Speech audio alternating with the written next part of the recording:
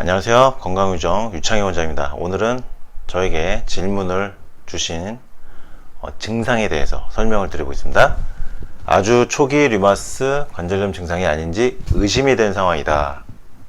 초기 증상이 아닐까 걱정이 돼서 이제 글을 주신 건데요. 가운데 손가락 마디가 약간 뻣뻣해지고 있습니다. 이렇게 뻣뻣해질 때요, 일단 체크할 게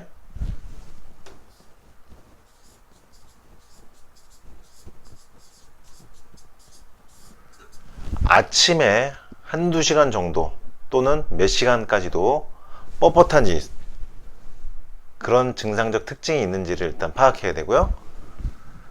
심하지는 않지만 초기 류마티스 관절염이 아닌지 걱정이 됩니다. 아까 첫 번째 조조광직, 아침에 일어났을 때 몇 시간 뻣뻣한가, 그리고 오후 저녁이 되면 부드러워지는 특징이 있죠. 그게 바로 류마티스 관절염 특징이고요. 퇴행성 관절염은 반대로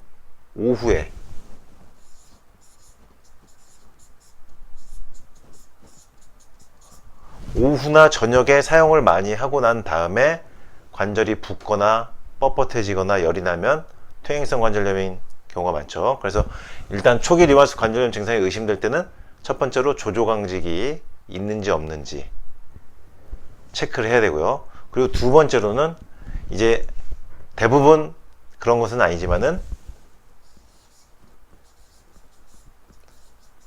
대칭성이 있는가, 이 양쪽이, 손가락 양쪽이 동시에 대칭성이 있는가.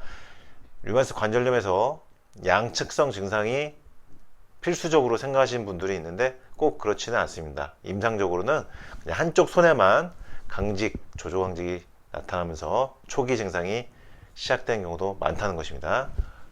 대칭적으로 나타나는지도 참고를 해서 체크해 볼 필요가 있고요. 그 다음에 이제 중요한 거는 초기 류마티스 관절염이 맞는지 아닌지가 이게 제일 궁금하신 거거든요. 내가 류마티스 관절염인가 아닌가, 이 진단이 제일 궁금한 것이죠. 일단 이런 임상적 증상을 체크를 해보시고, 그리고 이제 손가락 이 가운데 마디가 주로 이제 요 마디가 됩니다. 요 마디, 가운데 마디. 이분은 아마 가운데 손가락의 강직감을 얘기하는 건데, 이 가운데 마디의 요 마디, 두 번째 마디가 붓거나 이렇게 꺾이거나 여기가 이렇게 열이 나거나 쑤시거나 이런 느낌들이 나타날 수가 있습니다. 간혹은 요 손바닥하고 연결되는 관절에, 요 관절에 나타나는 경우도 있죠. 요 끝마디인 경우는 퇴행성 관절염의 경우가 많고요. 여기가 만약에 두꺼워진 분들, 툭 튀어나온 분들 마디가 퇴행성 관절염의 경우가 많고요. 이 두 번째, 세 번째 마디가 류마티스 관절염 부위고요. 거기서 이제 더 추가가 된다면 손목이나 팔꿈치까지도 류마티스 관절염이 나올 수 있죠. 지금 이분이 류마티스 관절염이 아닌지 일단 확정을 지으려면은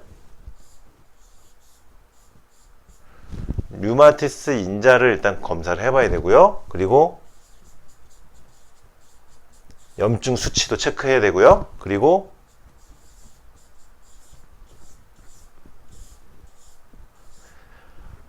이 항CCP 항체, 이 항CCP 항체를 통해서 류마티스 관절염을 확진을 해야 됩니다. 항CCP 항체가 만약에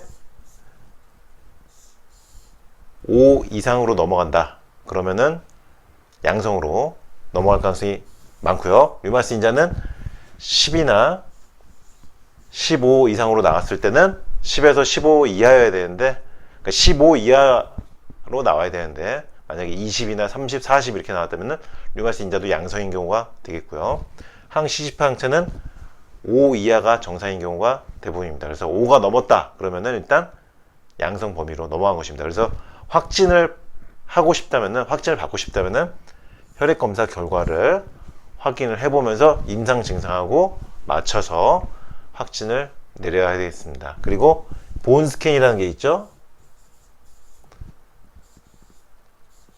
이 본 스캔 검사를 통해서 염증 부위를 또 확인할 수 있습니다. 이런 정보들이 있어야지 최종적으로 내가 류마티스 관절염 초기인지 아닌지 정할 수가 있습니다. 참고하시고요. 이상 건강유정 유창길 원장이었습니다.